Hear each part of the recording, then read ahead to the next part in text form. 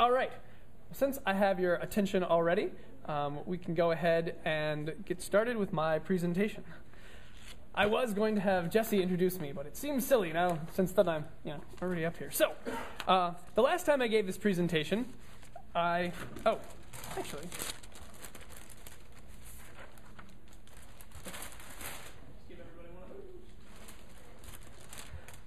The last time I gave this presentation, I got criticized for not having visuals.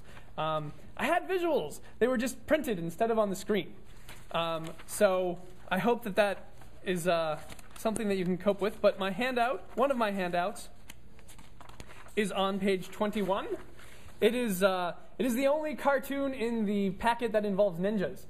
It used to be the only cartoon not involving babies, but then there were a whole bunch more cartoons that made it in this time around. So anyway, page 21 is the easiest place to find it, and we will kind of saunter through the handout. And then John has just given you another handout that has all these rows and columns on it.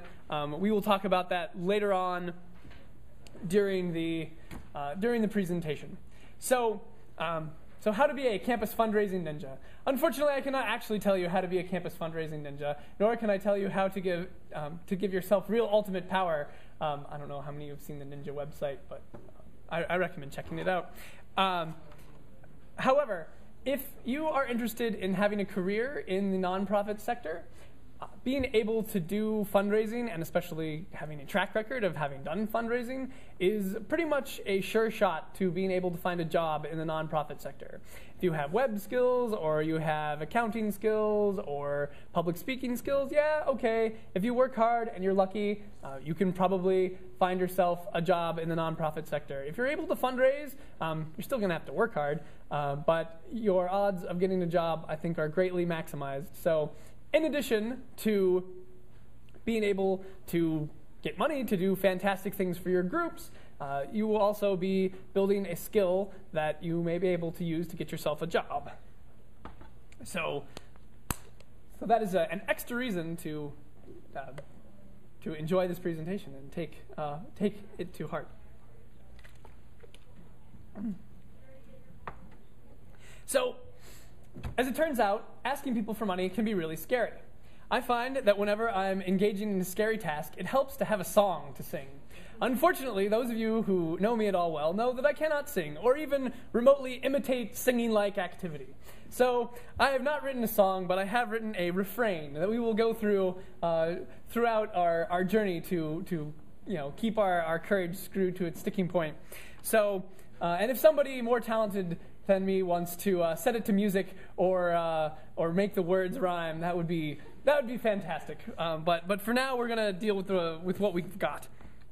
So, the campus fundraising refrain. 1, if your group exists, it's worth funding. 2, funding is about partnering. Understand what your partners want. 3, funding streams are like habits or relationships, which has caused me to wonder about the extent to which relationships are habits. But I'm still working on that one. And last, diversity rules. And we'll kind of unpack these as we go along. So, I've also found that when you're engaged in a complicated, daunting task, very little helps more than having a matrix. So I have also created a matrix, which you will find over here on your handout. So the matrix on the x-axis at the bottom, it has what I'm going to call startup cost. This is not real startup cost. This is in terms of money. It's not like you need to pay $500,000 to buy Razor's Edge or something like that. This is you need to build a relationship with somebody. This is you need to fill out a form and learn to fill out a form for your student activities board or the philosophy department, or you need to work with your university to figure out how you can sell tickets at an event. So this is kind of the startup cost idea here. And the easier the startup costs over on 1, if the startup cost is really, really high and involves a lot of work, it's over on 10, or closer to 10. On the y-axis, we have return on investment after you've paid the startup cost. So we can kind of have a conversation about what's a startup cost and what's not a startup cost, but we're just going to assume that those things can actually be meaningfully separated. Usually you can do a pretty good job. And the better return on investment after you've paid the startup cost is represented by being higher on the y-axis. So, so if something like after you've paid the startup cost, it's still really hard to get more money in terms of like dollars raised for your organization per time that you spend doing it, then it's going to be lower. And if it's really easy to raise a whole bunch of money with very little time after you've paid the startup cost, then it's going to be higher. And so taking those two things together, there's the bad angry star in the lower right-hand corner. You want to stay away from that. And the good happy star over in the upper left-hand corner, and you want to be closer to that. And there's a whole bunch of different categories there. Because I've got only 20 minutes, I don't know that I want to step through each and every category. But just looking over those really quickly, does anybody have any questions about what the categories mean? Or are they all sort of clear? What do you mean by partners? Okay. So partners could be, say you're holding a debate with Campus Crusade for Christ. And you set it up so that they're responsible for raising the money to bring in their speaker. And they're responsible for paying for half of the advertising. That's what I mean by partners. So, or maybe you could set up the deal so they pay for all of the advertising. As hard as it is to believe, I actually had exactly that happen once. So it is often the case that groups like Campus Crusade, their budgets absolutely dwarf our budgets. So that is worth looking into and not being too ashamed of to take advantage of. So yeah, any other questions about the categories? All right. So just so we've got it. I know that you're all brilliant and that you got 1,600 on your SATs, but we're gonna hit the refrain because it turns out that even smart people learn better with repetition. So 1, if your group exists, it's worth funding. 2, funding is about partnering. Understand what your partners want. 3, funding streams are like habits or relationships. And 4, diversity rules. So there's this guy, we'll call him Joe. At one time, he was a successful businessman, but he had a series of failures in his business. He was really down in his luck. Nothing was working for him. He was, about to lose his house, and it's just really very stressful. So he'd always been very religious. So he decided to turn to prayer in this moment and started praying, God, please let me win the lottery. I've been a good, faithful servant for many years. Just want to win the lottery, and so please help me out.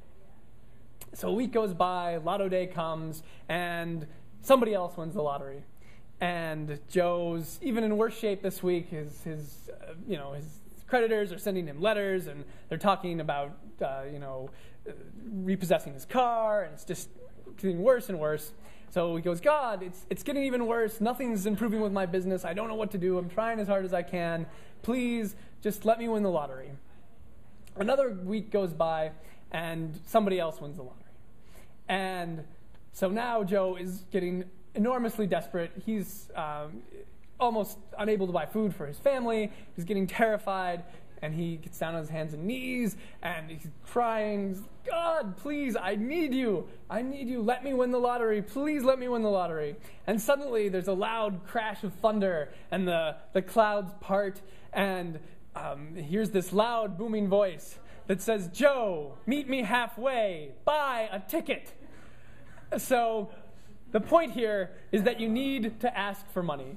It may every once in a great, great while happen that somebody will hear about your group and be like, wow, that's amazing. I'm going to write you a check to go and keep doing what you're doing. But by and large, that is not going to happen. Unless you specifically go to people or organizations and say to them, I need money for this project, or, well, that's actually the best way to do it, is to have a project proposal. But I need money to run my group better in some specific way, or even in a general way.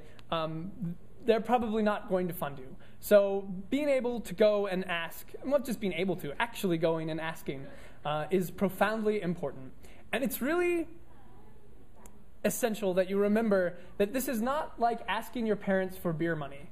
This is not you being at school and being dependent on somebody else and saying, oh, I spent all of the money I was supposed to spend on books, partying with my friends, and Mom and Dad, could you please send some more money?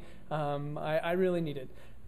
Your parents do not want you to die of liver failure. Your parents do not want you to flunk out of your classes because you're too inebriated to go to them.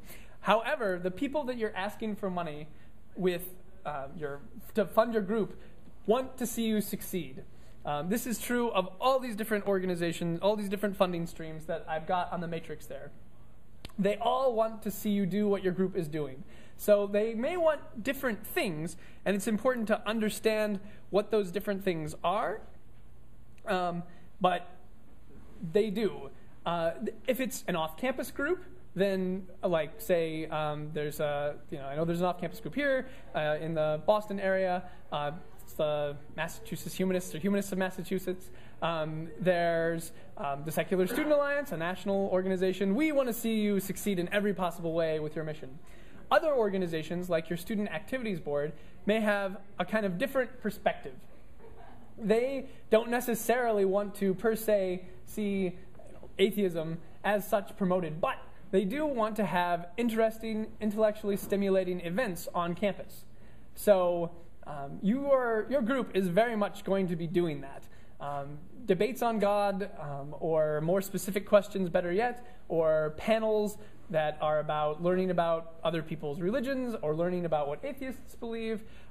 These things flow in very, very well to both the ethic of intellectual curiosity and there being a marketplace of ideas, and they also flow into this notion of diversity in terms of all students on campus feeling welcomed and that they're a legitimate part of the campus environment.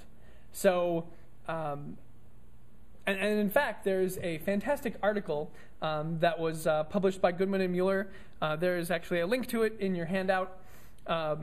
And I highly recommend that you go and you read it.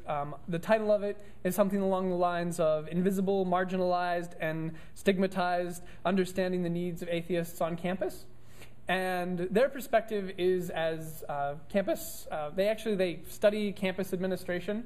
So they try to do scholarly research on how the administration of campuses occurs, and they try to provide those administrators with tools they can go and use. And the point of their article is that there are all sorts of organizations that are set up to meet the faith needs of lots and lots of students on campuses all over the country, but quite a lack of organizations that are set up to meet the needs of atheist students on campus.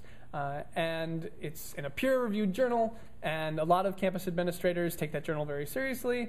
So being able to cite that to your Student Activities Board is going to be a great way to just unambiguously and kind of objectively make the case that you are really meeting that goal of creating a safe place for diversity. They specifically recommend in their article the support of campus student organizations that are specifically devoted to setting up safe spaces for atheists.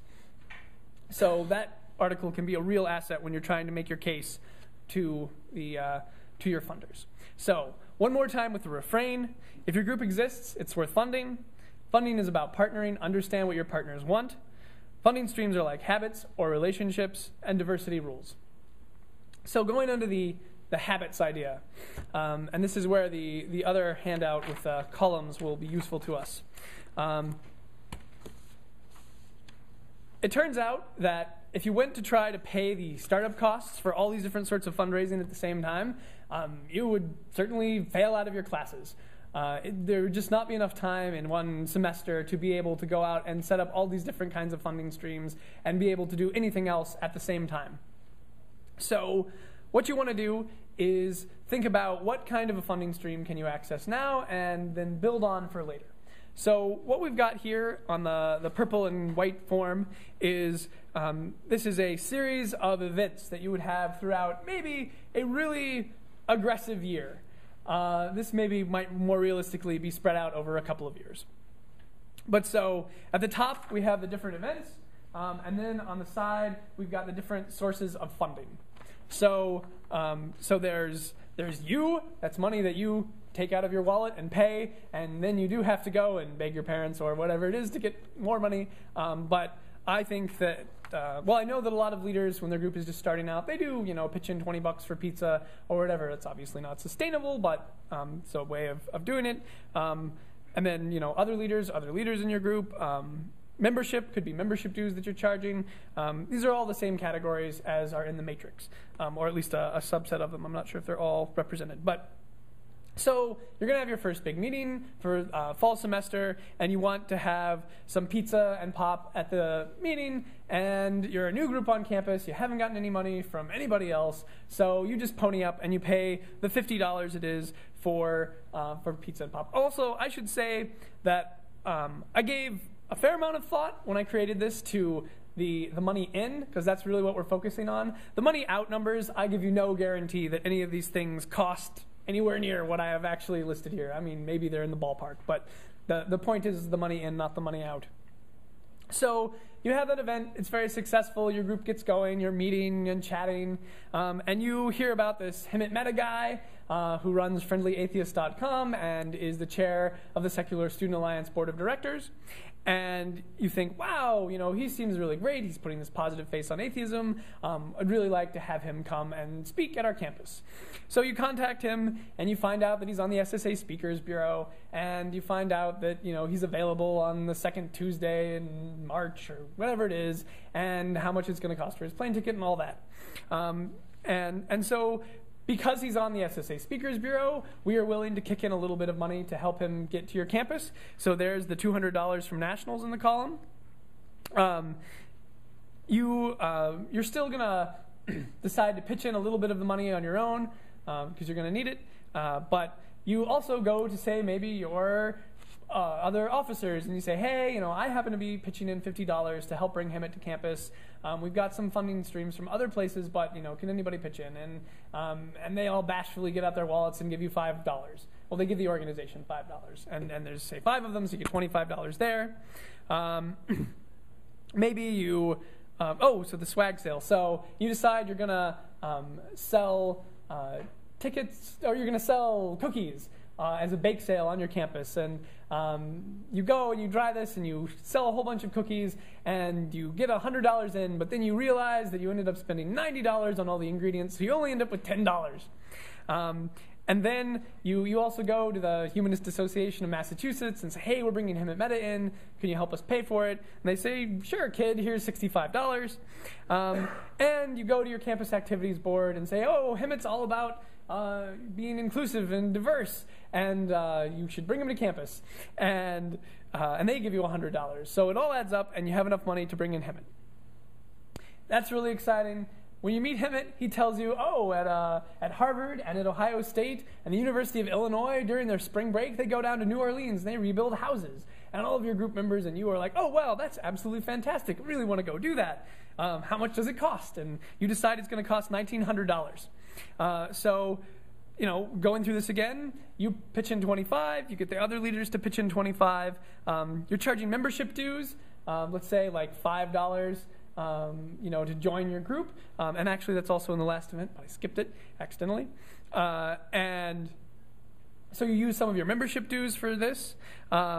This time, rather than going and doing a bake sale, you contact the SSA and you're like, hey, we had this bake sale, didn't go so well, do you have other ideas? And you're on the phone with Liz, and Liz says, yes, absolutely. You can buy merchandise from the Richard Dawkins Foundation at cost, and they will let you resell it at the normal prices they're selling it for on the website, and you get to keep the difference. And in fact, we'll let you do it on consignment, so you only have to pay us after you've sold it, and you can ship back what you didn't sell. So you go and you order a bunch of A-pens and bags and things like that. They ship it to you. You sell it on your campus, and this time you get $150 from this, even after you've paid for the stuff and you ship back what you don't need. You go back to the Humanist Association of Massachusetts and you say, hey, thanks for funding us with Hemant very, very much. That was fantastic. We're going to go down to New Orleans and rebuild houses. Could you give us $650? And they say, no, but we can give you $100. And so you've got that. The participants one is a big one in this one. You say, okay, you're going down to rebuild houses, and that's very humanitarian of you, but but we need to get something back from you. You need you to like help pay for the gas and the housing, so it's going to be $100. I have 5 minutes. Thank you. And so everybody who's going to come, they chip in $100, and then somebody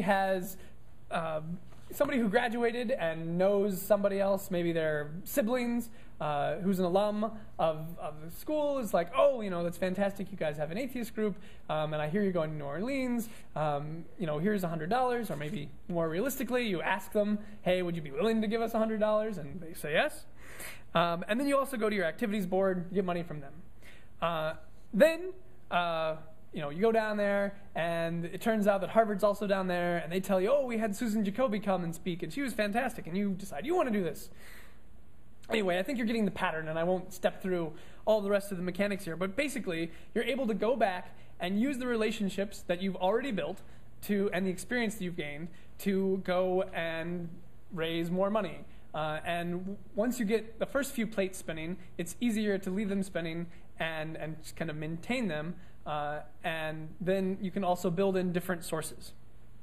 So that is going to lead to the last part of the refrain, which is that diversity rules.